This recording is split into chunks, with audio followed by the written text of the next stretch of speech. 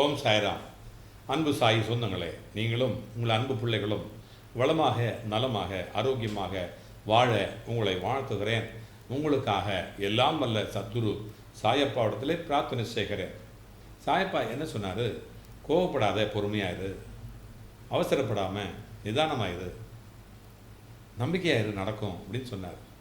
நாமளோ இந்த மன அமைதி இல்லாமல் வாழ்க்கையில் சிக்கல்களோட வாழ்ந்துட்டுருக்கோம். அந்த சிக்கல்களுக்கெல்லாம் காரணம் இந்த மனத்தினுடைய அமைதி இல்லாமல் இருக்கிறது தான் காரணம். மோகம், கோபம், காமம், இந்த மாதிரி கெட்ட குணங்கள் ஒரு புறம், சமுதாய குடும்ப சிக்கல்கள் ஒரு புறம் அப்படின்னு நம்ம வாழ்க்கையே நம்ம ரணக்களமாக மாற்றிக்கிறோம்.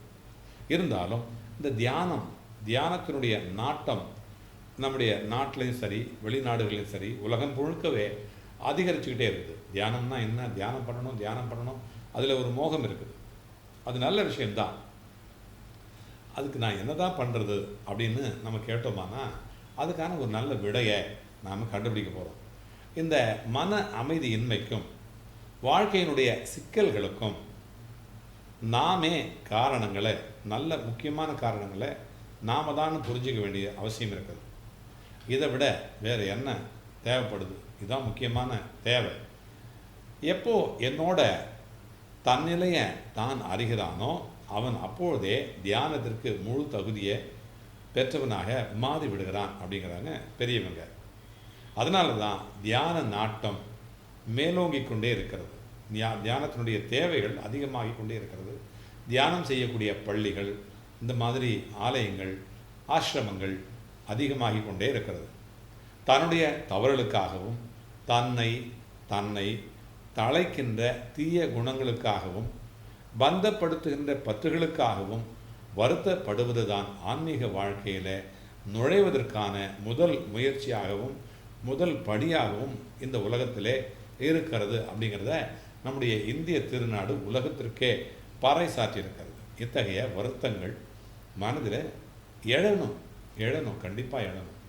நான் நல்லவனா கெட்டவனா, அடுத்தவன் நல்லவனா கெட்டவனா அப்படின்னு ஆராய்ச்சி பண்ணியே நம்முடைய வாழ்க்கை முழுக்க போயிடுது. நாம் நல்லவனா கெட்டவனா அப்படிங்கிறத நாம் தெரிஞ்சுக்கிறதே இல்லை. இந்த மாதிரி இத்தகைய வருத்தங்கள் மனதில் எழுந்தால் தான் அதிலிருந்து நாம் பந்தத்திலிருந்து விடுபட முடியும் அப்படிங்கிற முனைப்பு நம்முடைய அறிவுக்கு உருவாகும்.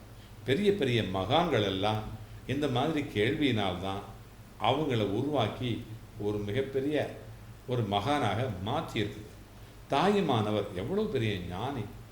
அவர் கூட ஒரு இடத்துல காமாதி ரட்ச போக்கு என்னை இலக்காக வைத்தது என்ன பராபரமே அப்படின்னு கேட்கிறார். பிரபஞ்சத்தினுடைய இந்த அமைப்பில் இத்தகைய குணங்களால் தான் இயக்க நிலைக்கு அடித்தளமாக இருக்கின்றன. எல்லாருமே இத்தகைய குணங்களே இல்லாத நல்லவர்களாக இருந்துவிட்டால் பிரபஞ்ச இயக்கமே ஸ்தம்பித்து போய்விடும். சிருஷ்டியும் இயக்கமும் நடைபெற இத்தகைய குணங்கள் உயிர்களுக்கு தேவையாக இருக்கின்றன அப்படின்னு சொல்கிறாங்க பெரியவங்க. ஆனால் இப்போ நம்முடைய நாட்டமே வேற. நாம் சிருஷ்டி இயக்கம் இதெல்லாம் கடந்து ஒடுக்கத்தை விரும்புகிறோம். எனவே நாம் இத்தகைய தீய குணங்களாக இதெல்லாம் கடந்து போய் தான் ஆகணும். அதற்கான வழியும் இந்த பிரபஞ்ச அமைப்பிலேயே இருக்குது. அதாவது இந்த பிரபஞ்ச அமைப்பு அப்படிங்கிறதே 3 குணங்களானது தான். அதெல்லாம் சத்துவம், ராஜசம், தாமசம், இந்த மாதிரி 3 குணங்களால் உருவாகிறது தான். இந்த ஞானமயமானது சத்துவம், இயக்கமயமானது ராஜசம், அஞ்ஞானமயமானது தாமசம். இந்த குணக்கேடுகள் எல்லாத்துக்குமே அஞ்ஞான காரணமாக இருக்கிறது. அத்தகைய குணக்கேடுகளை 6 வகைகளாக பிரித்து விளக்கி இருக்கிறாங்க. தனதெல்லாம் இன்பம் தரக்கூடிய ஒரு பொருளை முறை தவறி தனக்குரியதாக ஆக்கி கொள்ளுகின்ற எண்ணம் என்பது காமம். எப்படி? தனது அல்லாத இன்பம் தரக்கூடிய ஒரு பொருளை முறை தவறி தனக்கு உரியதாக ஆக்கிக்கொள்ள எண்ணம் வைப்பது காமம். பால் உணர்ச்சியும் காமம் என்றே சொல்லப்படுகிறது. காமம் அப்படின்னு தான் சொல்கிறாங்க. அடுத்து கோபம் அப்படி சொல்லக்கூடிய குரோதம், தேவைக்கு அதிகமான அளவு பொருள் தன்னிடத்தில் இருந்தாலும் கூட அதை எதற்காகவும் யாருக்காகவும் செலவே செய்யாமல் ஒழித்து வைத்துக்கொள்வது லோபம். நல்லது கெட்டதாகவும் கெட்டது நல்லதாகவும் தெரிவதற்கு காரணம் மோகம். மோகம் அப்படின்னு சொன்னால் திரிவுபட்ட, பிரிக்கப்பட்ட, மாற்றி சொல்லப்பட்ட ஞானமாகும். தற்பெருமை, செருக்கு, இந்த மாதிரி குணங்களால் மதம் அப்படின்னு சொல்லக்கூடிய, அடுத்தது பொறாமை என்னப்படக்கூடிய மாச்சரியம், இந்த 6 குணங்களையும் பேய்கள் என்று தாயுமானவர் சொல்கிறார். ராஜசம் தாமசம் அப்படின்னு சொல்லக்கூடிய 2 குணங்களையும் வென்று சத்துவ குணத்தை மேலோங்க செய்தால் இந்த 6 குணக்கேடுகளையும் கடந்து விடலாம் அப்படின்னு சொல்கிறாங்க பெரியவங்க.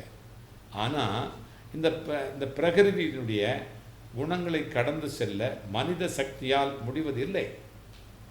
இறை ஆற்றலின் துணை கொண்டுதான் இதையெல்லாம் கடக்க முடியும்.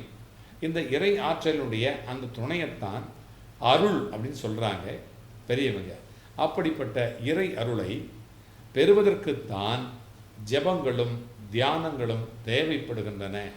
இதை முதல்ல நம்ம தெளிவாக புரிஞ்சுக்கிட்டோம்னா ரொம்ப நல்ல விஷயமாயிடும். சீக்கிரமாக நம்மளால் என்லைட்மெண்ட் ஆக முடியும்.